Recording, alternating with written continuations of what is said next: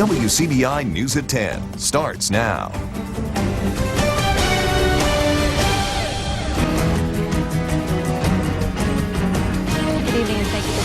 I'm Riley Livingston. The suspect in Friday night stabbing at the Mississippi State University Student Union has turned himself in, and the school has identified the victim. According to MSU police, 28-year-old Jesse McGee Jr. turned himself in this afternoon. He will likely be charged with aggravated assault with a deadly weapon. MSU Chief of Communications Officer Sid Salter identified the victim in the stabbing as 31-year-old Jesse Hill. He says it appears a work dispute between McGee and Hill in the student union led to the stabbing. Both are employed at the university as custodial workers. Hill is in stable condition and has been transferred to North Mississippi Medical Center in Tupelo. It was an emotional night in Columbus as dozens came out for a vigil in honor of Erica White. The 16-year-old was shot and killed last weekend at a birthday party in Probst Park. Tonight, tears were shed and hearts were heavy as the community tried to come to grips with the tragedy. Those close to White describe her as a kind, fun, and outgoing person. Pink balloons were released in honor of White's favorite color. First of all, we want to show our support to the family and let them know that we stand with them during their time of need. The community should show unity at this time and show that we love and appreciate this family. 17-year-old Curtis Lathan was arrested Tuesday and charged with murder. A judge denied him bond. Lathan is being charged as an adult. It's now time to turn things over to meteorologist Kendall Smith for a first look at our forecast. Kendall, what's it looking like out there?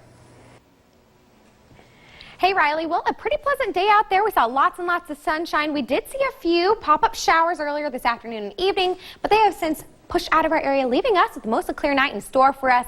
And area-wide temperatures are currently sitting in the upper 70s, 79 in Tupelo, 75 here GTR, and 74 in Winona. And as we go throughout your overnight hours, temperatures will dip down into the upper 60s with mostly clear skies expected. Thanks, Kendall. Mississippi's tax-free weekend will be going on for just a few more hours, and this year things are a little different. For the first time, school supplies are included in the tax-free weekend sale. Area shoppers are taking advantage of the opportunity. Our Cash Matlock has the story. Dozens of shoppers filtered into the Columbus Dollar General for tax-free weekend, many of them making their way to the school supply aisle. I came here for some binders and some folders for my son because he's going to the 7th grade. Today I am shopping for a couple of school supplies and grab a little sweets and stuff like that. So America is great then. Parents say this weekend is a great opportunity to get a head start on the upcoming school year. I think it's a great idea. I mean, this weekend, that's great.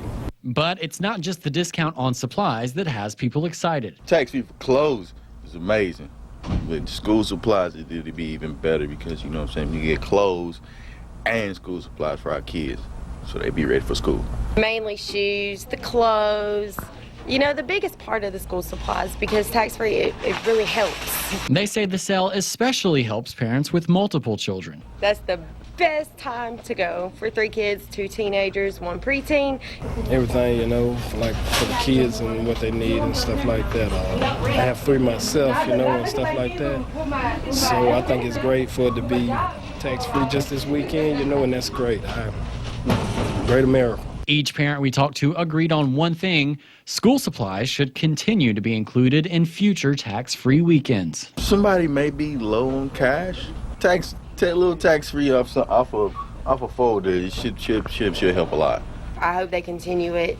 You know, like throughout the year, you know, when they run out of school supplies would be a big help too. But hey, I'll take once a year for right now. It's good. Anywhere I can get a great deal, I sure don't mind. Tax-free weekend ends in just 2 hours at midnight. 2 groups in Choctaw County hosted a back-to-school extravaganza. The Choctaw County High School Alumni Association and Southern Foundation came together to host their annual back-to-school drive. They gave away backpacks and school supplies to children and also provided lunch. This event supplied over 50 children for the school year. Some of the children need back-to-school supplies, and it's our way of doing what is right. And we're hoping that the children will learn from today that what we're doing today, we're hoping that one day in the future that they will give back to the community. This is the 11th year the Choctaw High School Alumni Association has hosted this event. It is the last weekend of July, and that means school is getting closer. Today, a back-to-school bash was held in downtown Amory, kicking off with a parade down Main Street. The goal for the day, give kids a chance to enjoy the last few days of summer. Games, face painting, and inflatables were just some of the activities. Students also had the chance to dunk local personalities in a dunking booth. School supplies were passed out, and a pep rally was held to get everyone fired up. Well, it is just a fun way to come together, and it just brings us all together. It just shows you what our community means to this town, and everybody just works together. We've got people that have donated for this project, and we're just all working together, coming together. The event was put on by the Junior Auxiliary of Amory. 400 free backpacks full of school supplies were given away to children in Vernon City Park today. The giveaway was hosted by the Live Like 14 Foundation, an organization formed to honor Bryce Miles, a Vernon teenager who died in a single car accident in 2015. Each year, the event brings people together for food, fun, and fellowship. This is important for our children to show that somebody's out there that cares about them, show them there's somebody out there to support them, to give them the incentive to strive to do and to be a godly child. The event gave back to children in grades K through 12. Thanks to some helpful kids in Okolona, it's looking a little more beautiful today. A community-wide cleanup event was designed to give 10 to 17-year-olds a positive mindset and attitude as they get ready to go back to school. Michael Hayden of the Hayden Company sponsored the event with assistance from the Southern Sisters Club. These kids need to know that this is their community and they are the future of this community. So we want us older generation that's getting too old to do this stuff, we want them to take over and own the city and see that they can make this city better on their own without waiting on us older people to do it. Hayden says the kids' hard work cleaning up Okolona was rewarded with an afternoon of fun and games and food. From burgers to cars, it is a weekend for nostalgia in Tupelo. WCBI's Chad Groening has the story.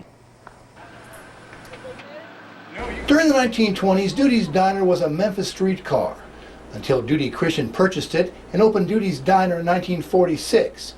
It became an iconic gathering place for the Tupelo community. Duty's Diner was one of the hot spots for the teenage crowd.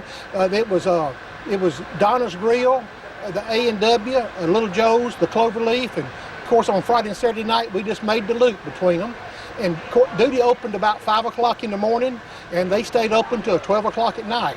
I met a couple today that used to, their date, they would on Saturday nights, they lived in Pontotoc and they'd come to Tupelo and that was the highlight of the weekend, was eating at Duty's Diner. And of course the signature item on the menu was a Duty Burger, which is recreated every year here at the Duty Burger Festival. The Duty Burger is actually a hamburger made of a little bit of meat, a whole lot of flour, some water, salt, and pepper. And this was during the Depression. They made this to stretch the meal out because, you know, money was tight back then. Of course, they had a regular hamburger too, but he was known for his Duty Burger. If you lived here in Tupelo in the late 1950s or early 1960s and wanted to head over to Duty's Diner, you may have done so in one of the vehicles behind me, an Etzel. And this weekend, Etzel owners from all over the United States are here in Tupelo for a weekend of nostalgia. The International Etzel Club started in 1969, and this year Tupelo is getting to host its annual convention. Larry Stegall of Pontotoc owns 2 Etzels, which were made by Ford for 3 years, 1958, 59, and 60, but proved to be a bust at the time. He says people didn't like the front grille, which looked like an old horse collar, and there were a lot of problems with the push-button electric power automatic transmissions. Back when the cars, you know, were relatively new, and at one time, you know, the dealers couldn't get rid of them. And you go trade it in, dealers wouldn't give you anything for a trade value, and it just kind of became synonymous with the word failure. People just, I've heard tales of people would hide their cars because they didn't want people to know that they actually bought an Edsel. So it just kind of became a joke there for years. But now owners gather to watch old commercials and videos featuring Edsels and eagerly bid on parts at an auction during the convention. Chad Groening, WCBI News, Tupelo. Edsel Club members from around the country say they enjoyed touring the Elvis birthplace and other sites in the area. We've all heard the hit Bruce Springsteen song Dancing in the Dark, but what about dancing in the park? We'll tell you more after the break. If you've taken a drive down Highway 9, you may have noticed a new addition in Eupora. A Welcome Home to Eupora mural is being painted as a way to revitalize the city. Sandra Dewberry with Dewberry Insurance says it's been a community effort to get it painted. She hopes it catches the eye of people as they drive through the city. Everybody seems to like it, and it is an eye catcher. And of course, the location being on Highway 9, a lot of traffic is coming from both north and south. A lot of students on the weekend are headed north to Oxford, and then people from the north are coming through here to hit 82 to go to Mississippi State and I-55. So we feel it's a positive thing. The Eupora Arts Council, Rotary Club, and Dewberry Insurance are putting the mural together. Today is National Dance Day, and to celebrate, local dancers and performers came together for Dancing in the Park. And this year marks the 10th anniversary for the event. Our Stephanie Poole had a chance to bust a move to bring us the story. KMG Creations Dance, Fitness, and Production is celebrating a day of dance in the city of Starkville. Various Mississippi arts, dancers, and performers came together to share and support everyone's love for dance. But for creative director and organizer Kayla Gilmore, the event is more than that. She puts on the event to memorialize her sister and niece who were killed in an auto accident back in 2007. And I found a creative way to incorporate their support that they had for me and give back to the community. Gilmore says they were her biggest supporters and wants their memory to live on. She says this event promotes healthy living through dance and other forms of movement for all ages. Everybody come together to show love to one another and use the art. Art is about connectivity. It also exposes a community to various styles of dance, including international performances. It's also a time for community to come together. We have everybody here. We got all cultures here. We got the Chinese culture. We got the African dance culture, American, all balled up in one. And it turns out, Gilmore says, sharing your gifts with others can open more doors to creativity. Dancing in the Park also brought awareness for those with disabilities and hosted an awareness walk before the event. Well, moisture will slowly start to increase as we head into next week, boosting our rain chances. More on those details coming up next. Your first alert Accuweather forecast with meteorologist Kendall Smith. Well, a warm but beautiful day across the area. Check out this sunrise picture sent in to us from Wayman Waller of the sunrise this morning along Highway 82. So if you ever get any neat pictures like this, make sure to send them in to us at WCBI Weather on all social media platforms. We would really love to see them. So this is taking a live look in downtown Louisville, Mississippi on our Alpha Insurance Sky Camera. Temperature is currently sitting at 69 degrees with the dew point sitting at 67. So it is a little hot and muggy out there if you do happen to be out and about. And area-wide, we're seeing temperatures much the same, low 70s at this time, 74 here in Columbus, 70 a little cooler in Starkville, 73 in Calhoun City, and 79 is our warm spot up in Tupelo. So if you factor in our comfort index over the next 48 hours with those dew points in the upper 60s to low 70s, it's not extremely uncomfortable, but it is noticeable compared to last week when we had lower dew points. But hey, it is July, and this is Mississippi and Alabama. So as we head into the overnight hours, temperatures will dip down into the upper 60s. It will be a clear and quiet evening, but a pretty nice night. Winds will be calm out of the southeast around 5 miles an hour. So we're seeing mostly clear skies out there. This is going to continue to be the trend as we go throughout your overnight hours. By the time you wake up tomorrow morning, still seeing clear skies and lots of sunshine is in store for us for our Sunday. The clouds do start to increase just a little bit by lunchtime. As we head into the afternoon hours, we could see 1 or 2 pop-up showers, but they won't last very long, and most of us will stay dry, and then we'll clear things right back out as we go into your overnight on Sunday. So if you're hoping to head to the pool tomorrow, temperatures will be in the low 90s, but when you factor in that heat index, it will feel like the upper 90s. So just make sure to stay hydrated because it will be another hot and humid day out there. So we do have a little bit more rain to talk about. Monday looks to be dry. This is in the morning and then all the way through the afternoon. Still looking to be dry, but the greatest chance of some rain will come on Tuesday. This is stopping this in the morning. Could see an isolated shower or 2 starting to pop up. but the greatest chance to see the rain will come during the afternoon hours, where we could see more widespread shower and thunderstorm activity. And then we'll push those rain chances right back out for the evening as we head into your Wednesday. So area-wide tomorrow, temperatures will top out in the low 90s, looking at much of the same for our southern counties, low 90s. In West Alabama, you guessed it, much of the same, low 90s are expected as well. So another summer scorcher is in store for us, but it's pretty pleasant weather for this time of the year. Sunday, Monday looks to be pretty nice, with temperatures in the low 90s. We're going to ramp those rain chances back up for your Tuesday, keeping those rain chances around for the remainder of your week, with lows in the low 70s, and highs will be in the low 90s each day. Academy Week rolls on as the high school football tour stops in with the Eagles of Hebron Christian. Catch the preview next in sports. WCBI Sports with Courtney Robb. We continue our prep school preview with the Hebron Christian Eagles. Coach David Foster leads a team that looks to bounce back this season. The Eagles are stop number 34 on the high school football tour. WCBI's 60 Schools in 60 Days is brought to you by Sparklight. The Hebron Christian Eagles enter the 2019 season trying to take the next step. After a couple tough seasons, the Eagles are older now and have trained all off-season in hopes of postseason play. We've been in kind of a lull here the last 2 or 3 years, and our goal this year is to win enough games to make it to the playoffs. And once we get in the playoffs, we'll just see what happens then. I want to make the playoffs, and that's basically everybody else's goal here. We want to beat the playoffs. We want to win a game.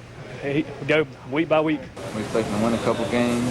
Like I said, work hard, work together, and it'll all come out in the end. We plan on playing in November. That's our goal, get to playoffs. Although that hasn't been the case the last couple seasons, head coach David Foster feels confident that this group can compete. I think we, at that point where we're going to give some people some problems maybe.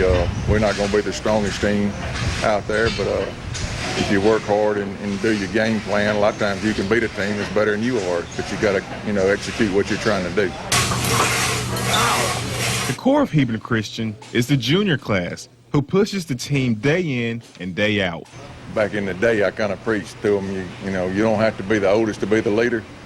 I said, and what you got to do to be the leader is you got to try to do the right thing.